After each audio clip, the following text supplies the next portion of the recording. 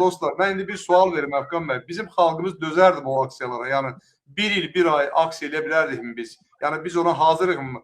Təbii ki, o xalq maarifləndirilməlidir. Mən xalqımızı qınamaq istəmirəm, amma maarifləndirilməmiş xalqda biz dözərdik belə bir aksiyalara, belə bir. Mən indi deyim də ona, bəzən burada deyirlər ki, soruşurlar ki, o Elbəy Kərimli həbsxanada İlham Əliyev tərəfindən öldürüldüyü və belə deyir də xəbəri burada Gürcü mediası da onu diqqətə saxladı.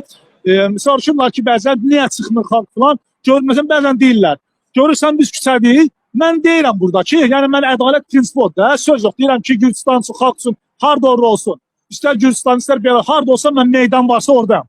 Amma deyirəm gəlin etiraf eləyək ki, sizdə toplaşmağa hələ ki icazə verilir də. Amma Bakıda 2 nəfər durub küçədə söhbət eləndə polis, yəni biz 32 illik keçdiyimiz yolu Azərbaycan xalqın elə küçümsəməyək. Yəni necə? 32 ildir bizdə diktaturadısa, burada yeni başlayır.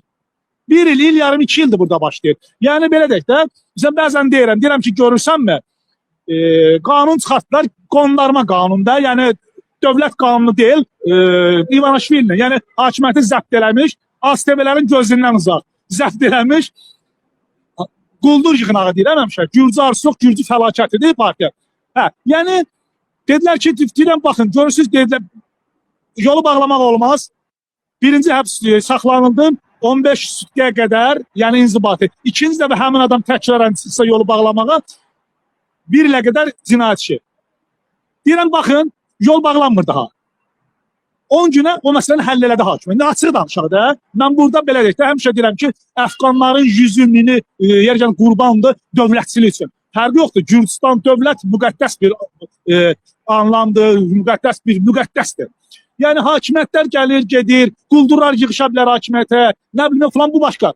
Deyirəm, baxın görürsünüz, artıq deyirəm, görürsünüzmü? İnzibati həbsdən çıxanların ilk dəfə həbs olundu.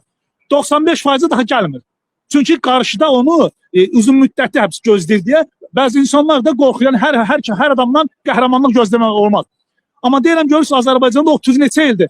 Həbsdə adamlar öldürürlər, nəmliyirlər falan. Yenə də ən azından sözü deyirsən. Yəni bu günləri satın alınmalar falanlar hələ biraz zəifdir.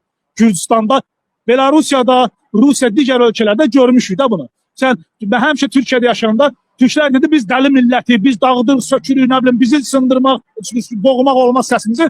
Türkiyənin Erdoğan nə günə qoydu? Yəni bu günləri mən bunu eləyə bilərəm, həmişə deyirəm ki, bax, Bolomda deyirlər də sonuna qədər. Deyirəm ki, nəsə bir söhbət oldu, bəs Bolomda harada qaldı? Yəni deyirəm, mən burada, kimsə çıxmayacaq, tək çıxacam burada duracam. Qoy aparsınlar, ömür yapsı versinlər. Mübarizənin sonuna qədər dediyim mübarizə, bax, budur. Yəni bizdə də əvvəldən səhv oldu. Burada da mən həmişə efirdə həbsdən çıxandan sonra, Azərbaycan çıxandan sonra burada mətbuat konferansında, bütün mətbuatı, medialarda demək olar ki, müsahibə götürdülər. Hamısına dedim ki, hələ ki gec deyil, bu fəlakəti, İvanişvili quldur hakimiyyətini rədd eləmək lazımdır. Yəni sonra gec olacaq. Məsələn, orada deyirlər bəzən ki, biz dəli dolu milləti, belə olmaz falan. Deyirəm ki, özümüzü layla yatışdırmaq kimdir bu? Biz bu milləti, bizi əzmək olmaz, biz belə falan. Özün layla yatırsan, özün təsəlli mi verirsən?